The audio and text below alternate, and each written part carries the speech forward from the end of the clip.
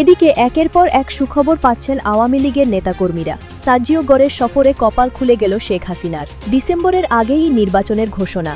২৭ সালে নির্বাচন দিতে হবে। যে এইবার সাজিওগড় দাবি করে গেছেন উত্থাপন অন্তর্বর্তীমূলক রাজনীতি, এরপরই শেখ হাসিনা বাংলাদেশে আসলে দেখবেন দাবি আসবে নির্বাচন নিশ্চিত থাকতে পারেন। আরেকটি নির্বাচন সেটা ২০২৭ সালে দিতে হবে। ওনাকে সিলেক্ট করবেন একাধিক পশ্চিমা কূটনীতিক, সেখানে সাজিওগড় থাকবেন। টার্নিং পয়েন্টে চলে গেছে বাংলাদেশ। স্ট্যান্ড চেঞ্জ করেছে আমেরিকা এবং আরো অনেকে। সবকিছু মিলে মনে হচ্ছে একটা কিছু হতে চলেছে। রাজনৈতিক মহলে প্রশ্ন উঠেছে, শেখ হাসিনার দেশে ফেরার ঘোষণা কি তাহলে সরকার বিচলিত? সরকারকে আশঙ্কা করছে ওই অডিও বার্তায় এমন কোনো ঘোষণা থাকতে পারে যেটি সরকার উদ্বেগ আরো বাড়িয়ে দিতে পারে। সত্যি কি শেখ হাসিনার প্রথম প্রকাশ্যে আসা ঘটতে যাচ্ছে 5ই আগস্ট, আর তিনি পুরো রোড ম্যাপটা দেশে ফেরার সেদিনই ঘোষণা করতে যাচ্ছে? আন্তর্জাতিক মহল সেই গ্রিন সিগন্যাল বলুন বা তাদের যে শুভ বার্তা বলুন, সেটা কিন্তু একেবারে দিনের আলোর মতো পরিষ্কার। অবশেষে বাংলাদেশের রাজনৈতিক আকাশে বিগত 2 বছর ধরে চলা গুঞ্জন, অনিশ্চয়তা এবং দীর্ঘ অপেক্ষার অবসান ঘটতে যাচ্ছে। প্রধানমন্ত্রী বঙ্গবন্ধু কন্যা শেখ হাসিনা এবার প্রথমবার ভারতের মাটিতে প্রকাশ্যে অর্থাৎ ভিডিওতে আসবেন। দর্শক, নতুন একটা নিউজ আপনাকে স্বাগতম। প্রিয় দর্শক, বাংলাদেশের মধ্যে ঘটে যাওয়া বেশ কিছু চলমান ঘটনাবলী থেকে আপনাদের সামনে কয়েকটা গুরুত্বপূর্ণ খবর নিয়ে হাজির হয়েছি, যার কিছুটা অংশ বিশেষ ইতিমধ্যেই ভিডিওর শুরুতেই দেখেছেন। দর্শক, ভিডিওর শুরুটা দেখেই কিন্তু বুঝতে পেরেছেন যে আজকের নিউজটা ঠিক কতটা গুরুত্বপূর্ণ হতে চলেছে। তাই বলবো, যারা ভিডিওটি অন করেছেন নাটেনের সম্পূর্ণ নিউজটি মনোযোগ সহকারে দেখতে থাকুন, তাহলে আজকের মূল বিষয়টা বুঝতে পারবেন। তো দর্শক, আর দেরি না করে চলুন দেখে আসবো আজকে সেই কাঙ্ক্ষিত ভিডিওগুলো। তবে তার আগে বলবো, যারা এখনো চ্যানেলটি সাবস্ক্রাইব করেননি অবশ্যই চ্যানেলটি সাবস্ক্রাইব করে পাশে থাকা বেল আইকনটি ক্লিক করে দিন। আর যারা ইতিমধ্যেই চ্যানেলটি সাবস্ক্রাইব করে রেখেছেন তাদেরকে অসংখ্য ধন্যবাদ। তো চলুন দর্শক, ভিডিওটিতে একটি লাইক দিয়ে আমরা ধারাবাহিকভাবে সবগুলো ভিডিওর আলোচনা দেখে আসি। অবশেষে বাংলাদেশের রাজনৈতিক আকাশে বিগত 2 বছর ধরে চলা গুঞ্জন, অনিশ্চয়তা এবং দীর্ঘ অপেক্ষার অবসান ঘটতে যাচ্ছে। কাদো, রাজাকার, আলবদর, আলসামস, লালবদর, বিহারি, পাকিস্তানি রাজাকারের বাচ্চারা কাদো, আর্তনাদ করো, চিৎকার করো। দীর্ঘ সময় ধরে পর্দার অন্তরালে থাকা, প্রকাশ্যে গণমাধ্যমের সামনে না আসা প্রধানমন্ত্রী বঙ্গবন্ধু কন্যা শেখ হাসিনা এবার প্রথমবার ভারতের মাটিতে প্রকাশ্যে অর্থাৎ ভিডিওতে আসবেন। ভারতের প্রভাবশালী গণমাধ্যম ইন্ডিয়া টুডে, CNN এবং নিউজ 18 বাংলা এই সংবাদ শুনিয়েছে। ব্রেকিং নিউজ ছিল এটা। আগামী 5 আগস্ট 2026 তারিখ অর্থাৎ আর মাত্র 2 দিন পর নয়াদিল্লির স্যার মার্ক টালি অডিটোরিয়ামে একটা ঐতিহাসিক ভার্চুয়াল এবং সরাসরি অনুষ্ঠানে বক্তব্য রাখবেন বঙ্গবন্ধু কন্যা শেখ হাসিনা। সন্ধ্যায় এই সংবাদ প্রকাশের পর থেকেই রাজনৈতিক অঙ্গনে তীব্র আলোড়ন সৃষ্টি হয়েছে। একদিকে যেমন নেত্রীকে 2 বছর পর দেখতে পাবে, প্রকাশ্যে দেখার অপেক্ষায় যেই সকল তৃণমূলের নেতাকর্মীরা বুক বেঁধেছিল তাদের অপেক্ষার অবসান হচ্ছে। অন্যদিকে রাজাকার, জামাত, বিএনপি, দেশদ্রোহী পাকিস্তানি শিবিরে অশান্তি শুরু হয়েছে। চরম অস্বস্তিতে ভুগতেছে এই রাজাকারের বাচ্চারা। সাউথ এশিয়ান ফরেন করেসপন্ডেন্টস ক্লাবের উদ্যোগে আয়োজিত এই অনুষ্ঠান সাধারণ কোনো প্রেস কনফারেন্স কিংবা ভাষণের মঞ্চ নয়, বর্তমান ভূরাজনীতি এবং দক্ষিণ এশিয়ার কূটনীতিতে একটা বিরাট মূল পরিবর্তনকারী ঘটনা হিসেবে এই প্রেস কনফারেন্স ইতিহাসে লিপিবদ্ধ থাকবে। এই প্রেস কনফারেন্স নিয়ে বিগত কয়েকদিন থেকেই নানা ধরনের জল্পনা কল্পনা সামাজিক যোগাযোগ মাধ্যমে ঘুরপাক খাচ্ছিল। বিশেষ করে গত 31 জুলাই ভারতের লোকসভায় পেশ করা পার্লামেন্টারি স্ট্যান্ডিং কমিটির একটি প্রতিবেদনকে কেন্দ্র করে রাজনৈতিক মহলে নানা প্রশ্নের জন্ম হয়েছিল। ওই প্রতিবেদনে স্মরণ করিয়ে দেওয়া হয়েছিল, ভারতের সুদীর্ঘ কূটনৈতিক নীতির আলোকে কোনো বিদেশি রাজনৈতিক ব্যক্তিত্বকে তাদের ভূখণ্ড ব্যবহার করে অন্য দেশের বিরুদ্ধে রাজনৈতিক তৎপরতা চালানোর অনুমতি দেওয়া হয় না। ভারতে বঙ্গবন্ধু কন্যা শেখ হাসিনার অবস্থান সম্পূর্ণভাবে মানবতাবাদী আশ্রয়ের নীতিমালার উপর ভিত্তি করে অনুমোদিত। এই আইনগত এবং কূটনৈতিক প্রটোকলের কারণে গুঞ্জন উঠেছিল শেখ হাসিনা প্রকাশ্যে আর কোনো রাজনৈতিক বক্তব্য দিতে পারবেন না। এই সংবাদের পর রাজাকারের বাচ্চারা বিষয়টিকে এমন ভাবে ব্যাখ্যা করে, ভুলভাল ব্যাখ্যা করে নিজেরা বিজয় উল্লাসে মেতেছিল। সে কি বিজয়, সে কি উচ্ছ্বাস।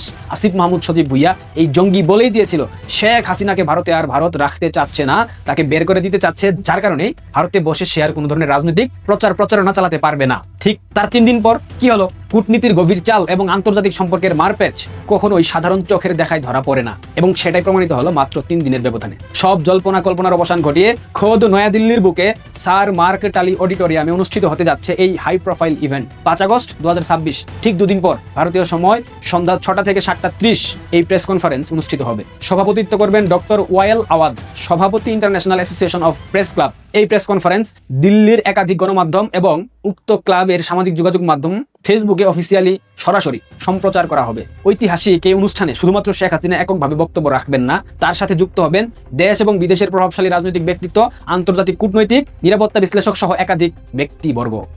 উপস্থিত থাকবেন সজীব ওয়াজেদ জয়, বঙ্গবন্ধু কন্যা শেখ হাসিনার পুত্র, প্রধানমন্ত্রীর সাবেক তথ্য এবং যোগাযোগ প্রযুক্তি বিষয়ক উপদেষ্টা। বৈশ্বিক পরিমণ্ডলে তথ্য প্রযুক্তি এবং রাজনৈতিক কৌশলে তার উপস্থিতি সবসময় বিশেষ তাৎপর্যপূর্ণ। মহিবুল হাসান চৌধুরী নওফেল বাংলাদেশের সাবেক শিক্ষামন্ত্রী এবং তরুণ প্রজন্মের কাছে অত্যন্ত জনপ্রিয় রাজনৈতিক ব্যক্তিত্ব। স্পেশালি বাংলাদেশ আওয়ামী লীগের তৃণমূলের নেতাকর্মীদের কাছে অত্যন্ত জনপ্রিয়, জননন্দিত জননেতা ব্যারিস্টার মহিবুল হাসান চৌধুরী নওফেল। এই অনুষ্ঠানের সবথেকে বড় চমক, বাংলাদেশ ক্রিকেটের পোস্টার বয়, বিশ্ব ক্রিকেটের সর্বকালের সেরা অলরাউন্ডার এবং সাবেক সংসদ সদস্য সাকিব আল হাসান। আন্তর্জাতিক পরিমণ্ডলে সাকিবের আকাশচুম্বী জনপ্রিয়তা এবং পরিবর্তিত রাজনৈতিক প্রেক্ষাপটে তার উপস্থিতি এই অনুষ্ঠানকে আন্তর্জাতিকভাবে ঠিক কোথায় নিয়ে পৌঁছাবে রাজাকারের বাচ্চাদের কোনো আইডিয়াই নাই। উপস্থিত থাকবেন আমিনুল হক পলাশ, আমাদের প্রিয় পলাশ ভাই, সাবেক ছাত্রলীগ নেতা, সাবেক কূটনৈতিক এবং আন্তর্জাতিক নিরাপত্তা বিশ্লেষক। ভূরাজনীতির জটিল সমীকরণগুলো ব্যাখ্যা করতে তার উপস্থিতি অত্যন্ত গুরুত্বপূর্ণ। আবু উবাইদা আরিন, প্রখ্যাত রাজনৈতিক এবং সন্ত্রাস বিরোধী বিশ্লেষক। মোহাম্মদ আলী সিদ্দিকী, মহাসচিব Bangladesh human rights watch. Shah Mohammad Bakhtiar, পরিচালক Bangladesh human rights watch USA. এই প্যানেলটির দিকে তাকান, বোঝা যায় না পরিষ্কারভাবে এটা কেবলমাত্র রাজনৈতিক বক্তব্য উপস্থাপনের মঞ্চ নয়, এটা সুপরিকল্পিত বুদ্ধিবৃত্তিক এবং কূটনৈতিক ফোরাম, যেখানে দেশের ভবিষ্যৎ রাজনীতি, মানবাধিকার পরিস্থিতি এবং আইনি লড়াইয়ের রূপরেখা আন্তর্জাতিক সমাজের সামনে তুলে ধরা হবে।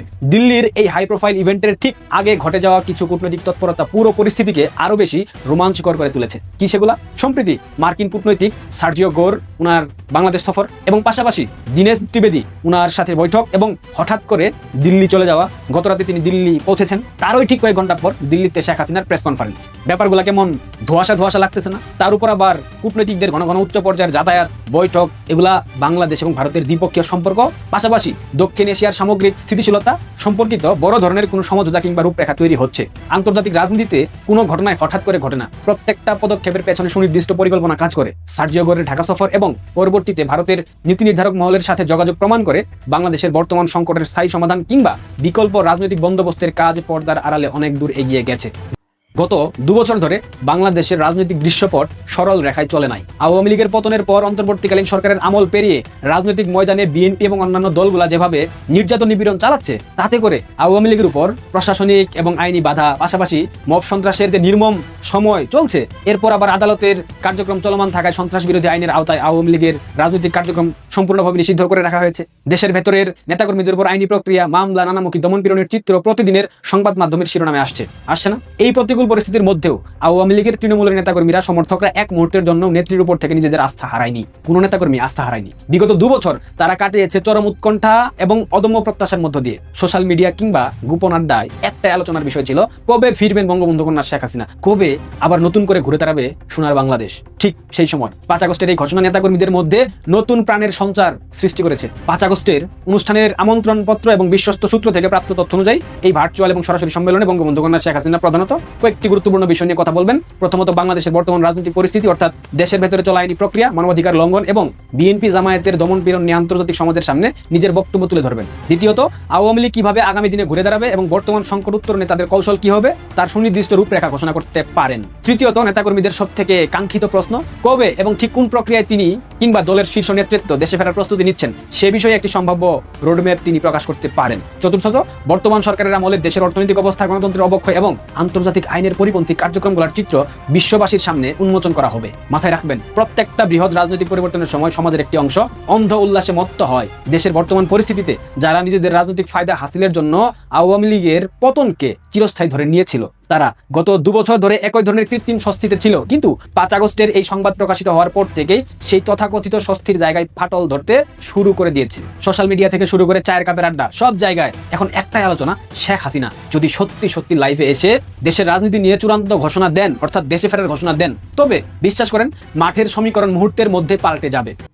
দীর্ঘদিন ধরে কোণঠাসা থাকা কোটি কোটি সাধারণ মানুষ এবং দলীয় নেতাকর্মীরা যখন একাট্টা হবে, তখন বর্তমান বিএনপির প্রশাসনের পক্ষে সেই রাজনৈতিক সুনামি সামলানোর সক্ষমতা নাই। বিশেষ করে ব্যারিস্টার মহিবুল হাসান চৌধুরী নওফেল এবং বিশ্বসেরা অলরাউন্ডার সাকিব আল হাসানের মতো মুখগুলো যখন নেত্রীর সাথে এক মঞ্চে দাঁড়িয়ে তরুণ প্রজন্মকে উদ্দেশ্য করে কথা বলবে, তরুণ প্রজন্মকে আহ্বান জানাবে দেশ রক্ষার আহ্বান, তখন সেসবের মনস্তাত্ত্বিক প্রভাব কতটা সুদূর প্রসারী হবে এটা রাজাকারের বাচ্চাদের আইডিয়াতেও নাই। দেশের তরুণ সমাজ যারা পরিবর্তনের আশায় নানা ধরনের স্লোগান দিলেও বর্তমান সরকারের সীমাহীন ব্যর্থতা এবং অর্থনৈতিক টান পূরণে হতাশ হয়ে পড়েছে, তারা এই নতুন নেতৃত্বের প্রতি আকৃষ্ট হতে বাধ্য এবং হবে। একটা বিষয় মাথায় রাখা উচিত, রাজনীতি সবসময় সরল রৈখিকভাবে চলে না। ইতিহাসের পাতায় বহুবার প্রমাণিত হয়েছে, যাকে মৃত কিংবা শেষ বলে ধরে নেওয়া হয় তিনি সবচেয়ে শক্তিশালীভাবে ফিরে আসেন। আগামী 5 আগস্ট 2026 সন্ধ্যা 6টা বাংলাদেশের রাজনৈতিক ইতিহাসে একটি টার্নিং পয়েন্ট হয়ে থাকবে। নয়াদিল্লির স্যার মার্ক টালি অডিটোরিয়াম, সেই মঞ্চ থেকে উচ্চারিত প্রতিটি শব্দ কেবলমাত্র ঢাকার ক্ষমতার করিডোরেই কম্পন তুলবে না, সেটা সমগ্র দক্ষিণ এশিয়ার ভূরাজনীতিতে এক নতুন অধ্যায়ের সূচনা করবে।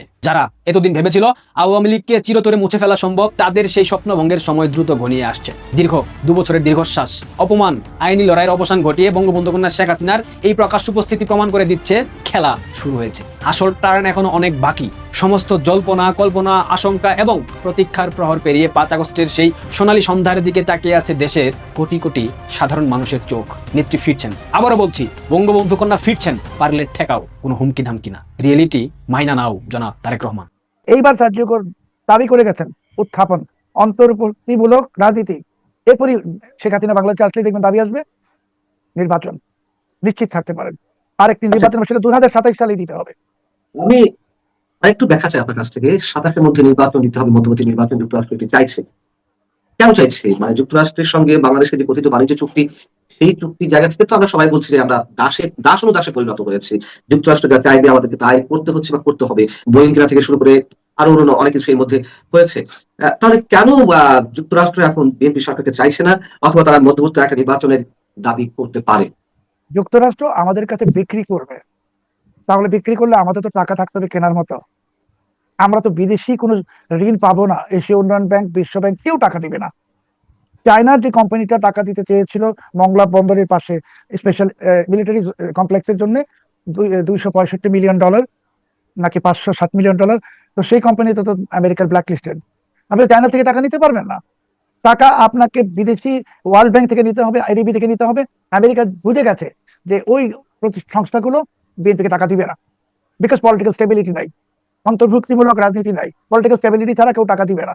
আর আপনি যে একটা আমি দামি সংসদ বানিয়ে রাখছেন জামাতকে দিয়ে ইত্যাদি, এটা যে আসলে কৃত্রিম।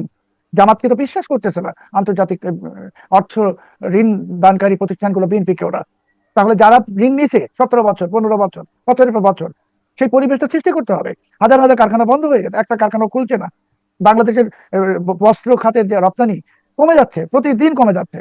তো আমেরিকা তো শঙ্কিত, কারণ ওরা তো বিক্রি করবেন, আপনি টাকা দিয়ে কিনতে হবে। টাকাই আপনার না থাকলে আমেরিকা কি বিক্রি করবে? আপনাকে তো ফ্রিতে কিছু দিবে না। এই জন্য আমেরিকা আমেরিকা চাচ্ছে এমন একটা অ্যাটমসফিয়ার বাংলাদেশে, যে অ্যাটমসফিয়ারকে আন্তর্জাতিক বিশ্ব আস্থায় নিবে, ওয়ার্ল্ড ব্যাংক আস্থায় নিবে, এডিবি আস্থায় নিবে, টাকা দিবে, বিদেশি বিনিয়োগ আসবে, আমেরিকা ব্যবসা করবে। ব্যবসা করতে তো আমাকে কেউ ফ্রি অফ কস্ট দিবে না। বিএনপি সরকার টাকা পাচ্ছে না, এটা আমেরিকা শিওর হয়ে গেছে। 5.5 মাস 6 মাস হয়ে গেছে, কোনো টাকা পায়নি। ইউনুস তো পায়ই নাই, ভবিষ্যতেও পাবে না। আমেরিকা এই জন্য অস্থির হয়ে গেছে যে ব্যবসা করার যে একটা তাদের আকাঙ্ক্ষা, বিক্রি করার, কি বিক্রি করবে, কার কাছে বিক্রি করবে? টাকা তো নাই। এটাই হলো মূল কারণ। কিন্তু পাল্টা বক্তব্য তো শোনা যায়। আপনি যে কথাগুলো বলছেন তার পাল্টা বক্তব্য তো অনেক আগে থেকেই আছে, যে নতুন কিছু নয়, যে মার্কিন ডিপ স্টেট আবার জামাতকে ক্ষমতা আনতে চায়, এবং মার্কিন এক সাবেক ডিপ্লোম্যাট তার একটি অডিও বের হলো, তারা এই নির্বাচনে জামাতকে চেয়েছিল। এইগুলো তাহলে কোন ধরনের ডিজাইন? আসলে কে কোন দিকে হাঁটছে? মার্কিন এম্বাসির যে অডিও বার্তাটা লিক হলো, এটা মার্কিন এম্বাসি ইচ্ছা করে লিক করে দিয়েছে। কারণ আপনি তো আমেরিকান এম্বাসিতে গেছেন, ওখানে তো কোনো ইলেকট্রনিক ডিভাইস নিয়ে যাওয়া যায় না। তো ওটা তো ওরাই লিক করেছে। ওয়াশিংটন পোস্ট ওই রিপোর্টটা চেপেছে, মানে একটা অসমর্থিত সূত্র থেকে একটা অডিও কথা একজন লোকের, সে কে সে পরিচয় নাই, ওয়াশিংটন পাবলিশ করে দিয়েছে। কেন? জামাতকে কনফিডেন্স দেওয়ার জন্য, যে তোমরাই ক্ষমতায় আসছো, নির্বাচনে অংশ নাও। কারণ এটা আমেরিকা জানতো যে জামাত যদি সক্রিয় না হয় নির্বাচনটা ইউনুস দিবে না। আমেরিকা তো চাইছিল যে ইউনুসকে তো পরিচিত বাইডেন প্রশাসন, তো এখন এখান থেকে বের হয়ে আসার জন্য একটা নির্বাচন এবং বিএনপিকে ক্ষমতায় আনা। আমেরিকা জানতো বিএনপি ক্ষমতায় আসবে, কিন্তু জামাতকে একটি ভুল স্বপ্ন দেখানো হয়েছে। কি স্বপ্ন? যে নির্বাচনে তোমরা জিতবা, যেমনি ভাবে ইউনুসকে আর একটা স্বপ্ন দেখানো হয়েছে। আমি আপনার যুক্তি বুঝতে পারছি, কিন্তু ডিপ স্টেটের তো একটা খেলা রয়েছে, এবং যে খেলার মাধ্যমে একটা প্রাথমিক পর্বে আমরা দেখলাম যে আওয়ামী সরকারের পতন। যদি খেলা নাই থাকে তাহলে তো পতনটা এইভাবে হতো না। তাহলে তার কি চাই আসলে? আওয়ামী লীগ সরকারের পতন তো ডিপস্টেট ঘটিয়েছে। তখন একটা এজেন্ডা ছিল, একটা এক্সপেকটেশন ছিল, কিন্তু সেই এক্সপেকটেশনটা 18 মাসে ইউনুস পূরণ করতে পারে নাই, ফেল করেছে, ইকোনমি কলাপস করে গেছে। দেশে মবক্রেসি আমেরিকা পছন্দ করে না। আর এখন যে বিএনপি সরকার আমলে যেটা সবচেয়ে খারাপ জিনিস হচ্ছে, এই সরকারের আমলে ক্লেপ্টোক্রেসি মানে রাষ্ট্রীয় মদতে দুর্নীতি, এটা আমেরিকা ভীষণ ঘৃণা করে। তো জামাতকে বলা হয়েছে মিথ্যা একটা আশ্বাস, তুমি ক্ষমতায় যাচ্ছ, একটা টেপ লিক করে দিল, ওয়াশিংটন পোস্ট রিপোর্ট করলো, জামাত খুশি হয়ে গেল, ওরা ক্ষমতায় যাচ্ছে। জামাত তো নিশ্চিত ছিল। ইউনূসকে আর একটা স্বপ্ন দেখানো হয়েছে, বিপ্লবী সরকার হবে, রেফারেন্ডাম দাও। ইউনূস যে নির্বাচনের দিনে, আপনি যদি মনে থাকে, কিভাবে উচ্ছ্বাস দেখাচ্ছিল 2 হাত তুলে, ভিতরের সব শেষ, নতুন শুরু। ইউনূস তো জানতো যে এই গণভোট এখন মঞ্জুর হবে, অ্যাকসেপ্ট হবে, বলে বিপ্লবী সরকার হবে, বলে সেই বিপ্লবী সরকারের প্রধান ইউনূস কি বিএনপি নির্বাচনে জিতবে বা বিজয়ী হবে, সরকার গঠন করবে, এটার জন্য কি ইউনূস উচ্ছ্বসিত হবে? কখনোই না।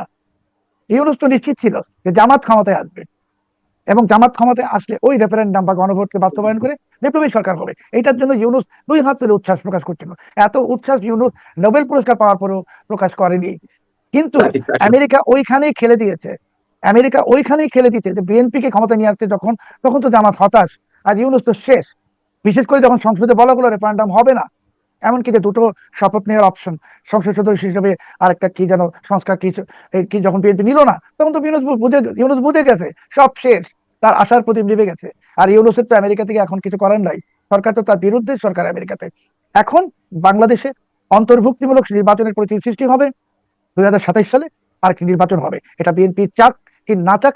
আমি শুধু এইটাই বললাম যে হুমায়ুন কবির সাহেবের বক্তব্যটাকে আপনি তো অফিসিয়াল স্টেটমেন্ট হিসেবে ধরতে পারেন। উনি তো বলেছেন যে সার্জিও গোর আসছিলেন অনুসন্ধান করতে, ওইখানে তো সবকিছু প্রকাশিত হয়ে গেছে। আমরা শেষ করবো।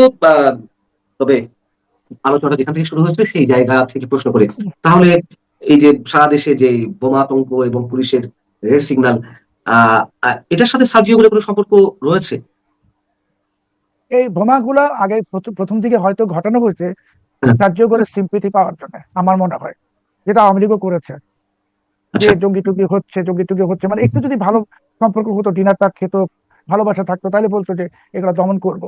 কিন্তু যখন দেখছে সব উল্টায় গেছে, একদম কোনো কিছু ঠিক নাই, 5-7 দানটা উল্টে গেছে, তখন বলতে যে এখন এসে যে ওই বমে সিসি ক্যামেরা বন্ধ ছিল এবং রেড অ্যালার্ট জারি করা হয়েছে, এখন হলো তারা দিক ভ্রান্ত। কারণ সার্জিও গোর এমন কিছু কথা বলে গেছে বিএনপিকে, এমন কিছু কথা, যে বিএনপির নেতারা যে এখনো আইসিইউতে ভর্তি হয়ে যান নাই হার্টের সমস্যা নিয়ে, এটাতে আমি যথেষ্ট অবাক হচ্ছি। তবে আমি আপনাকে গ্যারান্টি দিয়ে বলছি যে সিদ্ধান্ত চেঞ্জ হয়ে গেছে। এবার নির্বাচন তো 27 সালে শেখ হাসিনাকে পাঠাবে ওরা, এবং অন্তর্বর্তীমূলক নির্বাচনের পরিস্থিতি হবে। আমি কালকে ফেসবুকে একটা পোস্ট দিয়েছি শেখ হাসিনা কিভাবে আসবেন। আপনাকে আজকে আরেকটা তথ্য দিচ্ছি মানচিত্রের সম্মানিত দর্শকদের জন্য, এটা অন রেকর্ড থাকুক। শেখ হাসিনা যেদিন আসবেন, ওনাকে সিওর করবেন একাধিক পশ্চিমা কূটনীতিক সেখানে সার্জিও গৌরব থাকবেন, সার্জিও গোল থাকবেন। সেখানে সার্জিও গৌরব থাকবেন। মার্কিন প্রেসিডেন্ট ডোনাল্ড ট্রাম্পের অত্যন্ত ঘনিষ্ঠ সার্জিও গোর, যিনি দক্ষিণ এশিয়া বিষয়ক দায়িত্বপ্রাপ্ত, একই সঙ্গে ভারতে নিযুক্ত রাষ্ট্রদূত, তিনি বাংলাদেশ সফর করেছেন, বাংলাদেশের প্রধানমন্ত্রী তারেক রহমানের সঙ্গে বৈঠক করেছেন। গুরুত্বপূর্ণ বিষয় হলো, তারেক রহমানের সঙ্গে বৈঠকের পূর্বে তিনি ঢাকায় নিযুক্ত ভারতের রাষ্ট্রদূত দীনেশ ত্রিবেদীর সঙ্গে দীর্ঘ বৈঠক করেছেন। এটা সচরাচর হয় না। এই বৈঠকের পরপরই দীনেশ ত্রিবেদী ভারতে ফিরে গেছেন। ভারতের একাধিক সিনিয়র সাংবাদিকরা বলছেন, দীনেশ ত্রিবেদী ফিরে যাওয়ার পরে তিনি ভারতে থাকা বাংলাদেশের গুরুত্বপূর্ণ রাজনৈতিক ব্যক্তি এবং ভারতের দায়িত্বশীল ব্যক্তিদের সঙ্গে কথা বলেছেন। একাধিক ভারতের সিনিয়র সাংবাদিক বলেছেন, ভারত সরকারের গুরুত্বপূর্ণ ব্যক্তিরাও ভারতে থাকা বাংলাদেশের গুরুত্বপূর্ণ রাজনৈতিক ব্যক্তির সঙ্গে বৈঠক করেছেন। সার্জিও গৌরব ফিরে গেছেন ভারতে, তিনিও নাকি বাংলাদেশের গুরুত্বপূর্ণ রাজনৈতিক ব্যক্তি ভারতে রয়েছেন, তার সঙ্গে বৈঠক করেছেন, ভারত সরকারের সঙ্গে কথা বলেছেন এবং তার নিজের দেশের সঙ্গেও কথা বলেছেন। ত্রিমুখী সংযোগের এই সংবাদ ভারতের একাধিক গুরুত্বপূর্ণ দায়িত্বশীল সিনিয়র সাংবাদিকরা বিভিন্ন মিডিয়ায় বলেছেন। বিদেশে থাকা বাংলাদেশের একজন সিনিয়র সাংবাদিক তিনি নিশ্চিত করে বলেছেন, রাজনীতির টার্নিং পয়েন্টে চলে গেছে বাংলাদেশ। স্ট্যান্ড চেঞ্জ করেছে আমেরিকা এবং আরো অনেকে। সবকিছু মিলে মনে হচ্ছে একটা কিছু হতে চলেছে। প্রিয় দর্শক, আমি আশা করছি সবগুলো ভিডিওই আপনি মনোযোগ সহকারে দেখেছেন। সেই সাথে দর্শক, এই ভিডিওগুলো সম্পর্কিত যদি কোনো তথ্য বা মতামত থাকে তাহলে তো অবশ্যই কমেন্ট করে জানিয়ে দিন। এতক্ষণ সাথে থাকার জন্য ধন্যবাদ। নিউজটি শেষ করছে এখানেই, ফিরছে আগামী ভিডিওতে নতুন কোনো টপিক নিয়ে। আল্লাহ হাফেজ।